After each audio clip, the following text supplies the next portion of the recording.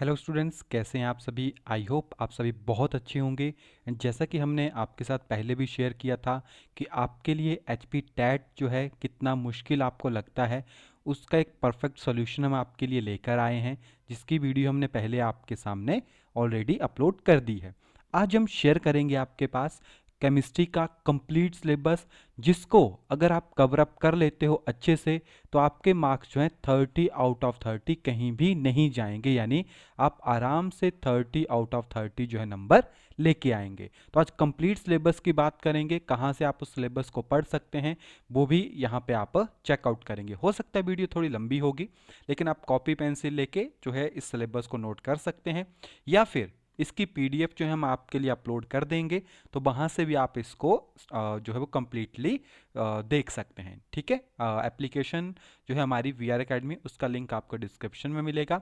We are academy के नाम से आपको मिल जाएगी, तो वहाँ से आप डाउनलोड कर सकते हैं एंड वहीं पे आपको जो है पीडीएफ भी मिल जाएगी। कंप्लीट सिलेबस की हम यहाँ पे बात करेंगे।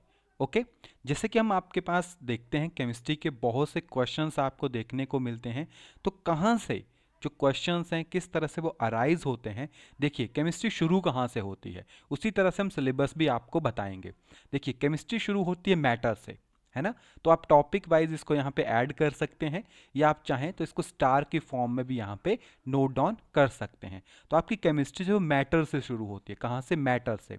तो सबसे पहले आपके पास मैटर क्या होता है, किस तरह से आप उसको एक्सप्लेन करते हो। अब मैटर जो है, जैसे आप पढ़ते हो, थोड़ा सा क्लास ना अंडरस्टैंडेबल रहेगी कि आप किस तरह से टॉपिक को समझ सकते। देखो, मैटर क्या होता है, कोई भी चीज़ जो आपके पास स्पेस ऑक्युपाई करती है ना। और मैटर को आप एक्सप्लेन करते हो on the basis of physical, यानी आप या तो उसको फिजिकल प्रॉपर्टीज के बेसिस के ऊपर एक्सप्लेन करते हो, या तो आप उसको केमिकल, है ना, यानी उसकी फिजिकल प्रॉपर्टीज के बेसिस के ऊपर एक्सप्लेन करोगे, या उसको आप उसकी केमिकल प्रॉपर्टीज के ऊपर जो है एक्सप्लेन करोगे। जब आप फिजिकल के ऊपर एक्सप्लेन करते हो तो फिजिकली 5 कैटेगरी वहां पे आती है। जैसे आपके पास सॉलिड हो गया, है ना, आपके पास सॉलिड हो गया, उसके बाद आपके पास लिक्विड एंड आपके पास गैस। बोस आइंस्टाइन कंडेंसेशन भी है, एंड आपके पास साथ में जो प्लाज्मा स्टेट है वो भी यहाँ पे प्रेजेंट है, लेकिन उनको नहीं पढ़ेंगे। 3 स्टेजेस हैं आपके पास, सॉलिड, लिक्विड एंड गैस। तो आपके पास 3 चैप्टर बनते हैं यहाँ से। सॉलिड, सॉलिड केमिस्ट्री आपके पास एक चैप्टर है, इन सॉलिड चैप्टर है। लिक्विड है आपके पास, जिसमें आप सॉल्यूशन को स्टडी करते हो, सॉल्यूशन चैप्टर है। एंड आपके पास गैस, तो गैस से रिगार्डिंग ये कंप्लीट चैप्टर आपके पास है, जहां से आप उन प्रॉपर्टीज को पढ़ते हो।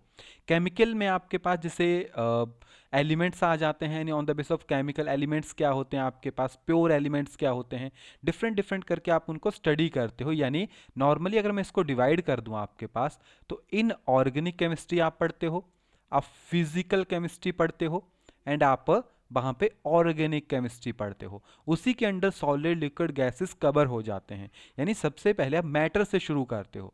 मैटर बनता है एटम से। कहां से बनता है आपके पास, मैटर आपके पास बनता है एटम से। तो फर्स्ट जो आप स्टडी करते हो वो आप पढ़ते हो एटम। क्या पढ़ते हो आप, एटम, कि एटम क्या होता है। एंड उसके बाद हम पढ़ते हैं मॉलिक्यूल्स, है ना। एटम क्या होते हैं, मॉलिक्यूल्स होते हैं। एंड एटॉमिक मास क्या होता है, और आपके पास मॉलिक्यूलर मास क्या होता है। तो पहली बेसिक इंट्रोडक्शन आपको पता होनी चाहिए, जिसके अंदर फिजिकल केमिस्ट्री क्या होती है, इनऑर्गेनिक केमिस्ट्री क्या होती है, सॉलिड क्या होते हैं, लिक्विड क्या होता है, गैस क्या होता है, इनको आप स्टडी करते हो। और मेन अगर नहीं करना चाहते तो इसको फर्स्ट नंबर आप देख सकते हो यहाँ से, कि फर्स्ट टॉपिक आपके पास होता है एटम क्या होता है, मॉलिक्यूल्स क्या होते हैं, एटॉमिक मास क्या होता है, और मॉलिक्यूलर मास आपके पास क्या होता है। क्लियर। यहीं से एटम जब आप कैलकुलेट कर रहे हो तो मोल कॉन्सेप्ट इसी का पार्ट है, वो भी मोल कॉन्सेप्ट की फुल नॉलेज होनी चाहिए, क्योंकि यहां से न्यूमेरिकल आते हैं। फिर आपके पास यहीं से मोलर मास हो गया, पढ़ते हो ना आप, मोलर मास आपके पास हो गया। फिर आपके पास परसेंटेज कंपोजिशन, परसेंटेज कंपोजिशन आपके पास हो गई। साथ में क्वेश्चन आता है एम्पिरिकल फॉर्मूला से। एम्पिरिकल फॉर्मूला क्या होता है, मॉलिक्यूलर फॉर्मूला आपके पास क्या होता है, बहुत इंपॉर्टेंट है, हमेशा क्वेश्चन देखने को मिले हैं। एंड आपके पास कैलकुलेशंस होती हैं, डिफरेंट डिफरेंट टाइप की कैलकुलेशंस। कैलकुलेशन के अंडर आप क्या क्या पढ़ते हो? कैलकुलेशन के अंडर आप पढ़ते हो जैसे मोल फ्रैक्शन, मोल फ्रैक्शन से रिगार्डिंग क्वेश्चन आपके पास आते हैं। फिर आप इसी में एक तो चलो जो मोल है वहाँ से क्वेश्चन आते हैं। मोल फ्रैक्शन क्या होती है आपके पास? आपके पास मास परसेंटेज क्या होती है? आपके पास वॉल्यूम परसेंटेज क्या होती है? मोलैरिटी, मोलैरिटी से रिगार्डिंग क्वेश्चन आते हैं।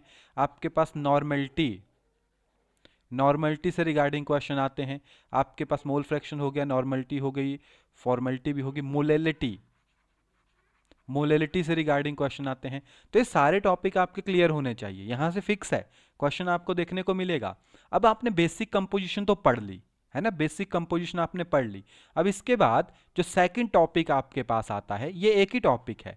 सेकंड टॉपिक आपके पास आता है जो एटम आपने पढ़ा वो कैसा है ना, आपने पढ़ लिया कितने नंबर ऑफ एटम है, उसका मास कैसा है। उसके बाद आप पढ़ते हो स्ट्रक्चर ऑफ एटम, कि एटम का स्ट्रक्चर कैसा है, जिसमें आप जैसे इलेक्ट्रॉन के बारे में पढ़ते हो, प्रोटॉन के बारे में पढ़ते हो, या आप न्यूट्रॉन्स के बारे में पढ़ते हो, है ना, जिसके अंदर आपके पास जैसे आइसोटोप हो गए, आइसोटोप हो गए, आपके पास आइसोबार हो गया, आइसोटोन्स आपके पास हो गए, है ना, आइसो इलेक्ट्रॉनिक स्पीसीज आपके पास होगी। थोड़ा स्पेलिंग देख लेना, थोड़ा मैं जल्दी जल्दी लिख रहा हूँ ना, तो हो सकता है स्पेलिंग्स बीच में थोड़ा वो छूट भी जाए, तो जो मैं बोल रहा हूँ उसके ऊपर आप ज़्यादा फोकस करना है इसमें कि मैं क्या बोल रहा हूँ। ठीक है, आपके पास isotope, isobar, iso electronic species. और जब आप स्ट्रक्चर्स की बात ही कर रहे हो तो आपके पास जो मॉडल दिए गए थे, atomic models, atomic model, atomic models जैसे आपके पास डाल्टन हो गए, है ना, डाल्टन ने आपके पास दिया, आपके पास थॉमसन मॉडल हो गया, फिर आपके पास रदरफोर्ड मॉडल आपके पास हो गया, फिर आपके पास प्लैंक्स क्वांटम थ्योरी आपके पास हो गई, और प्लैंक्स क्वांटम थ्योरी के साथ साथ आपके पास बोहर मॉडल, बोहर मॉडल हो गया। ये आपके पास एक साथ आते हैं, है ना, ये थोड़े थोड़े हैं, दो दो तीन तीन लाइंस के हैं, बस समझने वाली बात है। तो यहाँ से ये आपका कवर होना चाहिए। ठीक है, छोटे छोटे हैं, आप इसको आराम से कवर कर सकते हो, सारा आपके पास प्रेजेंट है। आज हम कंप्लीट सिलेबस की बात करेंगे, तभी आप देखते हो कि आपके 30 आउट ऑफ 30 क्यों नहीं आते, क्योंकि इसीलिए क्योंकि आप बहुत लिमिटेड पढ़ते हो, या हम बहुत लिमिटेड पढ़ते हैं। और यहाँ से जो नेक्स्ट आता है वो आपके पास quantum numbers, quantum numbers and electronic configuration. ठीक है, कि क्वांटम नंबर जो 4 टाइप के आपके पास हैं, जिसके अंदर एन हो गया, एल हो गया, एम एल आपके पास हो गया, एम एस, ये सारी वैल्यूज जो है यहाँ पे आपके पास प्रेजेंट होनी चाहिए, तभी आप जो है इसमें आगे जा सकते हैं। क्लियर, इतना क्लियर हो गया। थर्ड जो टॉपिक आता है वो आती है पीरियडिसिटी, यानी जो आप देखो अभी आपने क्या पढ़ा, एलिमेंट्स पढ़े, है ना, आपने देख लिया कि जो एटम है उनका स्ट्रक्चर कैसा है। अब जो आपके पास एक पीरियोडिक टेबल बना है, उसके अंदर जो एलिमेंट हैं वो किस तरह से अपने बिहेव शो कर रहे हैं, उनका साइज कैसा है, किस तरह से उनकी प्रॉपर्टीज, क्योंकि पीरियोडिक टेबल जो बना है वो क्यों बना है, ताकि आप आसानी से किन्हीं चीज़ों को समझ सको, इसलिए वो आपके पास बना है। यानी आपके पास जो मॉडर्न पीरियोडिक टेबल है, मॉडर्न पीरियोडिक टेबल वो किस तरह से आपके पास बना, किस तरह से वो आपके पास ड्राइव हुआ, एंड पूरी की पूरी कॉन्फ़िगरेशंस। ठीक है, जैसे आपके पास अटोमिक रेडियस या अटोमिक रेडियाई उसको आप बोलते हो, इसी में आयनिक भी साथ में इंक्लूड हो जाता है ना, अटोमिक रेडियाई हो गया, आयनिक रेडियाई हो गया। फिर आपके पास मेन आयोनाइजेशन एंथैल्पी हो गई, इलेक्ट्रॉन गेन एंथैल्पी हो गई, जो बहुत सी प्रॉपर्टीज को समझने में काम आती है। इलेक्ट्रॉन नेगेटिविटी आपके पास होगी, इलेक्ट्रॉन नेगेटिविटी आपके पास क्या होती है, एंड बैलेंस इलेक्ट्रॉन क्या होते हैं या बैलेंसी क्या होती है, एंड आपके पास नोमेनक्लेचर हो गया, जो कि आपके पास अगर मान लो 100+ एलिमेंट्स हैं तो उनके नाम आप कैसे लिखो, जैसे 100 हो गया, 101 हो गया, 102 हो गया, तो उनके नाम आप कैसे राइट करोगे। क्लियर, तो ये आपके पास थर्ड टॉपिक होता है, और इसी के बाद इंट्रोड्यूस हो जाता है आपके पास इसी में से, क्योंकि अब आप ये पढ़ रहे हो एलिमेंट्स बॉन्ड्स बनाएंगे आपस में, तो इसमें आप देखते हो एस ब्लॉक एलिमेंट, है ना, एस ब्लॉक एलिमेंट्स क्या होते हैं, पी ब्लॉक क्या होता है, डी ब्लॉक क्या होता है, एफ ब्लॉक क्या होता है। ठीक है, इनको आप बेसिक पढ़ लेते हो, तो यहीं से आप इनकी कंप्लीट स्टडी कर सकते हो। जैसे आपके पास यानी यहाँ पे क्या आ जाएगा, ग्रुप 1 एंड ग्रुप 2, उसको आप कंप्लीट पढ़ लेते हो, आपके पास एलिमेंट किस तरह से बने, उनकी क्या क्या प्रॉपर्टीज़ है, किस तरह से वो बिहेव शो कर रहे हैं। पी में भी आप ग्रुप नंबर 13 से लेकर ग्रुप नंबर 18 तक कंप्लीट स्टडी कर लेते हो। यहाँ पे आप ग्रुप नंबर 3 से लेकर ग्रुप नंबर 12 तक कंप्लीट पढ़ लेते हो, यानी आप उनकी प्यूरिसिटी देख लेते हो कि किस तरफ को वो अपना बिहेव शो कर रहे हैं। और एफ में आपके पास जो लैंथेनॉइड सीरीज है एंड जो एक्टिनॉइड सीरीज है उसका आप थोड़ा सा पढ़ते हो, और यहाँ से आपका एस ब्लॉक भी क्लियर हो जाता है, पी ब्लॉक भी क्लियर, यानी आपको इनकी ट्रेंड पढ़ने हैं। जैसे आपके पास ionic radii, atomic radii, ionisation therapy का ट्रेंड किस तरह से जा रहा है, या आपके पास हाइड्रोजन है, हाइड्रोजन की प्रॉपर्टी कैसी है ना। क्योंकि एस में क्या होता है कि आपके पास सबसे पहला एलिमेंट आता है हाइड्रोजन, तो आप हाइड्रोजन को पढ़ते हो कि हाइड्रोजन की प्रॉपर्टी कैसी है, चाहे आप उसको फिजिकल वे में देख रहे हो, चाहे आप उसको केमिकल वे में देख रहे हो, यानी आप उनकी फिजिकल और केमिकल प्रॉपर्टीज को वहां पे स्टडी करते हो। क्लियर। इसी के साथ साथ आपके पास जैसे ही थोड़ा सा आप मूव करेंगे आगे, तो एसपीडी तो आपने यहां से देख लिया पीरियोडिक टेबल के साथ, है ना। तो यहाँ से थर्ड टॉपिक कवर हो गया, और चाहो तो आप इसको फोर्थ टॉपिक में डाल सकते हो कि पीरियोडिक टेबल के अलग अलग जो ब्लॉक्स हैं उनको डिटेल में पढ़ना है, उनकी कॉमन नेम्स क्या हैं, है ना।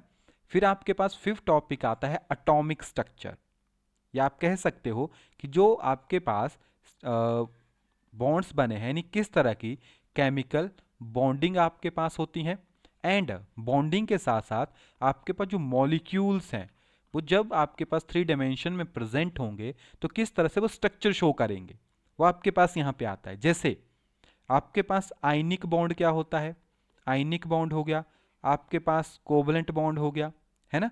आपके पास जैसे कोऑर्डिनेशन बॉन्ड हो गया, यानी कोवलेंट कोऑर्डिनेशन बॉन्ड हमारे पास हो गया, एंड हाइड्रोजन बॉन्डिंग क्या होती है। और इसी के साथ साथ आप इनके बीच में जो फोर्सेस होती हैं उनको भी पढ़ सकते हो, जैसे पोलैरिटी क्या होती है, नहीं पोलर बॉन्ड्स क्या होते हैं, नॉन पोलर बॉन्ड्स क्या होते हैं। एंड यहाँ पे जो थ्योरीज हैं आपके पास, जैसे valence shell electron pair repulsive theory, valence shell theory आपके पास हो गई, है ना। या आप कह सकते हो बैलेंस बॉन्ड थ्योरी होती है, sorry VBT, valence bond theory हो गई। एंड इसी के साथ आपके पास मॉलिक्यूलर ऑर्बिटल थ्योरी, इन तीनों को आप पढ़ते हो। यहाँ से हाइब्रिडाइजेशन, हाइब्रिडाइजेशन कॉन्सेप्ट निकलता है, जिसमें आप जैसे sp hybridisation, sp2 hybridisation, sp3, sp3d, ठीक है। इस तरह से आपके पास डिफरेंट डिफरेंट टाइप की हाइब्रिडाइजेशन निकले, जहाँ से आप शेप को प्रिडिक्ट करते हो कि आपके पास कितने नंबर ऑफ लोन पेयर्स हैं, कितने नंबर ऑफ बॉन्ड पेयर्स हैं। तो आपको पता होना चाहिए आयनिक बॉन्ड क्या होता है, कोवलेंट बॉन्ड क्या होता है, कोऑर्डिनेशन बॉन्ड क्या होता है, हाइड्रोजन बॉन्ड क्या होता है, पोलैरिटी क्या होती है, बॉन्ड डिसोसिएशन एंथैल्पी क्या होती है, कौन कौन से फैक्टर के ऊपर डिपेंड करती है, लैटिस एंथैल्पी क्या होती है और वो कौन कौन से फैक्टर्स के ऊपर डिपेंड करती है। क्लियर। तो आपके पास नेक्स्ट सिलेबस हो गया। सिक्स जो आपके पास आते हैं, अब थोड़ा सा ना जैसे आपने प्रीवियस में पढ़ा, हमने क्या है सॉल्यूशन गैस, ठीक है। तो आप यहाँ पे स्टडी करते हो गैस एंड लिक्विड को एक साथ, जिसमें आपके पास जो गैस लॉ है वो आ जाते हैं। गैस लॉ आपके पास हो गए, जैसे बॉयल्स लॉ हो गया, चार्ल्स लॉ आपके पास हो गया, गे लिसेस लॉ आपके पास हो गया, एवोगाड्रो लॉ आपके पास हो गया, ideal gas equation PV is equal to nRT, and इसी को करेक्ट करके जो आपके पास वॉन्डर वॉल इक्वेशन आई थी वो आपके पास हो गई। फिर आपके पास वेपर प्रेशर क्या होता है, सरफेस टेंशन क्या होती है, विस्कोसिटी क्या होती है, ये चीज़ें सारी क्लियर हो जाएगी आपके पास, है ना। वहाँ से सारी चीज़ें, क्योंकि ये छोटी छोटी चीज़ें हैं, यहाँ से आप इसको पूरा कवर करोगे और आपका क्लियर हो जाएगा। फिर इसी के साथ देखो, अब हमने पढ़ लिया, तो आप सॉलिड भी पढ़ लो साथ में। जैसे आपने ये टॉपिक कवर किया यहाँ से, आपको पता है आपने गैस चैप्टर पढ़ लिया, अब आप साथ में सॉलिड चैप्टर पढ़ लो, और साथ ही में इसके साथ आपके पास जो सॉल्यूशन है ना, सॉल्यूशन चैप्टर वो भी हम कवर कर सकते हैं। तो 5 6 ये 7वां हो गया, या आपके पास 8वां यहाँ पे कवर हो गया। क्लियर। अब जो आपके पास सॉलिड है उसमें आप क्या क्या पढ़ते हो, सॉलिड में बेसिकली क्लासिफिकेशंस होती हैं, जैसे अमॉर्फस एंड क्रिस्टलाइन। अमॉर्फस क्या होता है आपके पास, अमॉर्फस सॉलिड क्या होते हैं, या आपके पास क्रिस्टलाइन सॉलिड क्या होते हैं। फिर फर्दर क्रिस्टलाइन ही एक्सप्लेन होते हैं, है ना, जिसमें आपके पास यूनिट सेल क्या होती है, आपके पास कोऑर्डिनेशन नंबर क्या होता है, आपके पास क्रिस्टल लैटिस क्या होता है, स्पेस लैटिस क्या होते हैं, एंड पैकिंग, पैकिंग एफिशिएंसी, ठीक है, पैकिंग एफिशिएंसी किस तरह से आप रिप्रेजेंट करते हो, एंड आपके पास एटम पर यूनिट सेल किस तरह से निकालते हो, एंड पॉइंट डिफेक्ट्स होते हैं आपके पास, पॉइंट डिफेक्ट्स, जिसमें स्टाइकोमेट्रिक, फ्रैंकल, क्रिस्टलाइन डिफेक्ट हो गया due to the presence of anion, cation, इस तरह से आपके पास वेरियस टाइप आता है। छोटा सा चैप्टर है। सॉल्यूशन में टाइप ऑफ सॉल्यूशन होते हैं, टाइप ऑफ सॉल्यूशन किस तरह से आपके पास सॉलिबिलिटी होगी किसी भी सब्सटेंस की। मेन इसमें होता है आपके पास कॉलिगेटिव प्रॉपर्टी, कॉलिगेटिव प्रॉपर्टी जो 4 टाइप की होती है। जैसे आपके पास relative lowering in vapour pressure, ठीक है, depression in freezing point, and osmotic pressure, osmotic pressure आपके पास हो गया, and elevation in boiling point. आप लिख लेना इन सबको, तो हम कहाँ लिखेंगे यहाँ पे, है ना, टाइम लगे। Relative lowering vapour pressure, depression in freezing point, elevation in boiling point, and osmotic pressure. और यहाँ से आपका सोल्यूशन चैप्टर जो वो कवर हो जाएगा। क्लियर, यहाँ से आपका जो सोल्यूशन चैप्टर है वो पूरी तरह से कवर हो जाएगा। क्लियर, कितने हो गए, 8 टॉपिक हो गए। देखो टाइम तो लगेगा, है ना।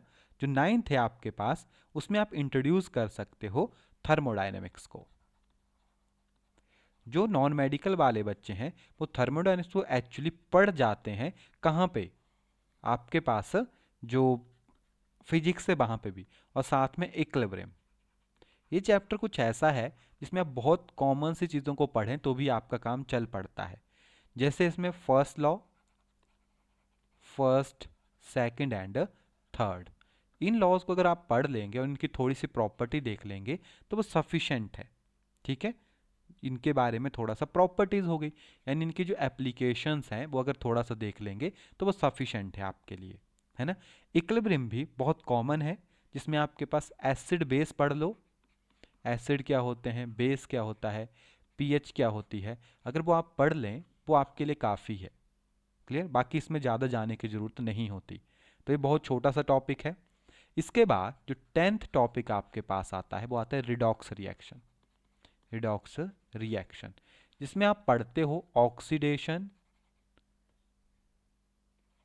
ऑक्सीडेशन नंबर, यानी ऑक्सीडेशन और रिडक्शन भी पढ़ते हो, ऑक्सीडेशन नंबर पढ़ते हो, एंड आपके पास बेसिक सी टर्म जैसे किस कॉन्सेप्ट, कॉन्सेप्ट आगे, और ना आप इसी में साथ में इलेक्ट्रोकेमिस्ट्री पढ़ सकते हो। ठीक है, इलेक्ट्रोकेमिस्ट्री, क्योंकि वो इसी का पार्ट है। रिडॉक्स रिएक्शन और इलेक्ट्रोकेमिस्ट्री, यानी रिडॉक्स रिएक्शन में आधी इलेक्ट्रोकेमिस्ट्री आप पढ़ लेते हो। तो इलेक्ट्रोकेमिस्ट्री में जैसे इलेक्ट्रोलाइटिक सेल हो गया, है ना, इलेक्ट्रोलाइटिक सेल आपके पास हो गया, इलेक्ट्रोकेमिकल सेल आपके पास हो गया, क्या होते हैं, ठीक है, और किस टाइप ऑफ सेल्स हो गए, टाइप्स हो गए। आपके पास रस्टिंग हो गई, जिसमें बहुत इंपॉर्टेंट फैक्टर है, जैसे गैल्वेनाइजेशन टर्म आती है, तो आप इलेक्ट्रोकेमिस्ट्री को इसके साथ पढ़ सकते हो। रिडॉक्स रिएक्शन में आप ऑक्सीडेशन, रिडक्शन, ऑक्सीडेशन नंबर पढ़ते हो। इलेक्ट्रोकेमिस्ट्री में जैसे आपके पास रिडॉक्स रिएक्शन किस तरह से हो रही है ना, गैल्वेनिक सेल हो गया, ईएमएफ क्या होती है, रिडक्शन पोटेंशियल क्या होता है, रिडक्शन पोटेंशियल जो चार्ट आपके पास बनता है सीरीज, वो किस तरह से एस्टेब्लिश होती है, वो यहाँ से आप कंप्लीट करके उसको स्टडी कर सकते हो, और ये आराम से 2-4 दिन में कवर हो जाता है। फिर जो 11th आपके पास यहाँ पे टॉपिक आता है, दैट इज़ द, अब कुछ जर्नल यहाँ पे इंट्रोड्यूस करें, चलो ऑर्गेनिक को यहाँ पे इंट्रोड्यूस कर देते हैं, है ना। तो ऑर्गेनिक में आप पढ़ सकते हो जैसे GOC, GOC journal organic chemistry, इसके अंदर आपके पास हाइड्रोकार्बन आप स्टडी करोगे। अब जीओसी में आपके पास होता क्या है, बेसिक टर्म्स है सारी, यानी IUPAC नेम, सबसे पहले तो IUPAC नेम, आपके पास आई इफेक्ट हो गया, ई इफेक्ट हो गया, आपके पास हाइपर कंजुगेशन हो गई, है ना, आपके पास न्यूक्लियोफाइल्स क्या होते हैं, इलेक्ट्रोफाइल्स क्या होते हैं, फ्री रेडिकल्स क्या होते हैं, कार्बोकटाइंस क्या होते हैं, न्यूक्लियोफाइल्स क्या होते हैं, वो सारी चीज़ें यहाँ से आप कवर कर सकते हो आराम से, है ना। तो ये सारा मिल जाता है आपको बुक्स में, जो आपकी 11th की बुक होती है उसमें मिल जाता है, ऑनलाइन सर्च करेंगे तो भी आपको मिल जाएगा, सारे टॉपिक मिल जाएंगे। Plus I effect, minus I effect, plus E effect, minus E effect, resonance, resonance क्या होती है, और हाइड्रोकार्बन में भी आप कंप्लीटली आपके पास अल्केन, अल्कीन्स, अल्काइंस को स्टडी करते हो। ओके, अल्केन्स क्या होते हैं, अल्कीन्स क्या होती है, अल्काइंस क्या होते हैं। इसी में जैसे आप आगे बढ़ते हो तो हेलो अल्केन्स, इनके जर्नल कंपाउंड्स आप पढ़ते हो, और अरीन्स, हेलो अल्केन और हेलो अरीन्स आप पढ़ते हो, नेमिंग रिएक्शन मेनली। फिर आपके पास अल्कोहल्स क्या होते हैं, इनके जर्नल फॉर्मूले। आपके पास फिनोल्स क्या होते हैं, आपके पास ईथर्स क्या होंगे, वो यहाँ पे हम स्टडी करेंगे। एल्डिहाइड क्या होता है, एल्डिहाइड हो गया, कीटोन्स हो गए, है ना। कार्बोक्सिलिक एसिड क्या होता है, और कुछ आपके पास ऐसे ऑर्गेनिक कंपाउंड जिनमें नाइट्रोजन प्रेजेंट होती है, वो यहाँ पे हमें क्या पढ़ना है, उनके नेमिंग रिएक्शन। नेमिंग रिएक्शन देखने हैं आपको, प्लस साथ में यूजेस। यूजेस कहाँ होते हैं, जो इनके मेन एप्लीकेशन ये कंपाउंड्स होते हैं, उनके यूज कहाँ पे आपके पास होंगे। एस पी डी आप पहले पढ़ चुके हो, एस हमने पढ़ लिया, पी पढ़ लिया, ठीक है, 11 हो गए। जो 12वां टॉपिक आपके पास रहता है, सॉलिड पढ़ ली हमने, सॉल्यूशन पढ़ लिया, इलेक्ट्रोकेमिस्ट्री पढ़ ली, केमिकल काइनेटिक्स, केमिकल काइनेटिक्स, जिसमें हम रेट को स्टडी करते हो, रिएक्शन जो है उसका रेट किस तरह से है उसको हम स्टडी करते हैं। ओके, जैसे आपके पास first order reaction, second, third, है ना, जीरो भी होता है, जीरो ऑर्डर रिएक्शन, और उनके न्यूमेरिकल्स, न्यूमेरिकल्स को किस तरह से स्टडी करोगे, जो आपके पास इनके हैं। ठीक है, तो ये बस इतना काफ़ी होता है इसमें। इनके फॉर्मूले मेन होते हैं, डेरिवेशन तो आएगी नहीं, फॉर्मूले और इनके बेसिक सी कैलकुलेशन कैसे आप करोगे। सरफेस केमिस्ट्री, सरफेस केमिस्ट्री, क्योंकि ये आपकी डेली लाइफ में बहुत ज़्यादा यूज़ होती है। एडजॉर्प्शंस हो गई, एब्जॉर्प्शंस हो गई, एंजाइम होते हैं, लियोफोबिक, टिंडल इफेक्ट क्या होता है, ब्रोनिस मोमेंट क्या होती है, इस तरह से। ठीक है, पीडीएफ फाइल में डाल देंगे हम, वहाँ से आप कंप्लीटली उसको देख लेंगे। क्लियर। नेक्स्ट आपके पास जर्नल प्रिंसिपल है, जर्नल प्रिंसिपल आइसोलेशन के लिए। ठीक है, जैसे आपके पास कोई भी मेटल है, ओर है, उनको आप किस तरह से जो है वहाँ से एक्सट्रैक्ट करते हैं, process of isolation of elements, isolation यानी एलिमेंट्स को अलग करना। तो आपके पास बेसिक प्रोसेसेस होती हैं, जैसे कॉपर, जिंक, आयरन के लिए। क्लियर, वहाँ से आप इसको एक बार देख लेना। क्लियर, थोड़ा सा है, बहुत लंबा नहीं है, नोट्स में प्रेजेंट है सारा। 15 आपके पास कोऑर्डिनेशन कंपाउंड्स, ये भी एक ही यानी 1 घंटे का लेक्चर होता है, काफ़ी होता है, क्योंकि यहाँ से आपको जर्नल से क्वेश्चंस बनते हैं, बहुत डीप क्वेश्चन यहाँ से नहीं बनेंगे। और लास्ट जो आपके पास होता है वो होता है EVS, यानी एनवायरमेंटल केमिस्ट्री हो गई, एनवायरमेंट से रिगार्डिंग, बायोमोलिक्यूल्स, तो आप डेली पढ़ते हो, कार्बोहाइड्रेट्स क्या होते हैं, एंजाइम क्या होते हैं, प्रोटीन्स क्या होते हैं, हार्मोन्स क्या होते हैं, वाइटामिन्स क्या होती है ना। जैसे आपके पास वाइटामिन्स हो गई, प्रोटीन्स आपके पास हो गई, प्रोटीन का ही पार्ट है, डीएनए हो गया, आरएनए आपके पास हो गया, है ना। आपके पास मेडिसिन जो होती हैं, मेडिसिन में किस तरह से यूज़ होता है, फूड प्रिजर्वेटिव में किस तरह से आपके पास यूज़ होता है, या आपके पास क्लीनिंग एजेंट्स हो गए वहाँ पे, यानी ये जर्नल है, जर्नल जो आप डेली अपनी लाइफ में देखते हो, केमिस्ट्री का यूज़ कहाँ पे हो रहा है, किस तरह से आप उसको यूज़ कर सकते हो, है ना।